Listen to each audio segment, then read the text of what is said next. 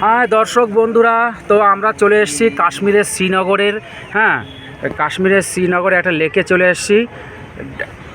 এই লেকে খুব মজা, খুব আনন্দ, এবং এখানে সমস্ত জিনিস পাওয়া যায়। দেখেছেন এখানে বাজার ঘাট সমস্ত কিছু আছে লেকের মধ্যে।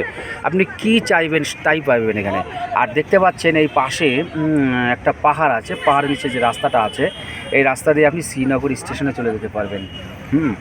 তো খুব যে ভালো জায়গা। আর আমাদের সঙ্গে আছেন এই যে আমাদের রাজকুমার বাবু, রাজকুমার সরকার, কালীবাজারের অধিবাসী।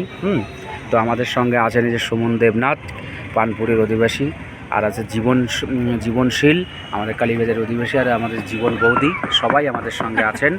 তো খুব জায়গাটা খুব ভালো, জায়গাটা খুব ভালো। কী লেক বলে যেন এটাকে? ডাল লেক। ডাল লেক, তো ডাল লেক একদম ডালের মতনই সুন্দর, অসুবিধা নেই, আপনারা চলে আসবেন, খুব ভালো জায়গা। তো আমরা সকালবেলা এসেছি, তো আমরা চিপ রেটে পেয়ে গেছি। তো আমাদের 1 ঘন্টা ঘোরালেন, এবং এর মধ্যে এই লেকের মধ্যে আমরা অনেক কিছু খাওয়া দাওয়াও করলাম, খুব ভালো লাগলো। খাওয়া দাওয়া করলাম, কেনাকাটাও করলাম।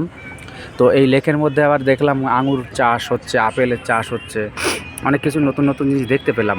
তো আমরা বাঙালি, পশ্চিমবাংলার মানুষ, নদীয়ার মানুষ, তো এগুলো তো আমরা দেখতে পাই না, তো দেখে খুব ভালো লাগছে। এই দেখতে পাচ্ছেন পাহাড়, পাহাড়ের পাশ দিয়ে রাস্তাটা গেছে। খুব ভালো। ঠিক আছে দর্শক বন্ধুরা, আমরাও চলে এসেছি, প্রায় পৌঁছে গেছি। 1 ঘন্টা ঘুরেছি, এবার কাকা বলছে আর ঘোরাবে না। তো আমাদের সঙ্গে আরও আছে, ওই যে একটা নৌকা আসছে পিছনে, ওনাদের বাড়ি হচ্ছে আপনার তারকেশ্বরে। ওই তারকেশ্বর থেকে এসছেন ওনারা, আমাদের সঙ্গে আছেন।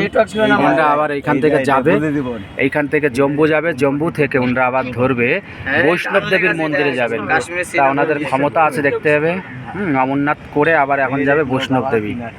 ওনারা পরিবার সমেত বেরিয়ে গেছে, আজকে অনেক দিন ধরে ঘুরে বেড়াচ্ছে।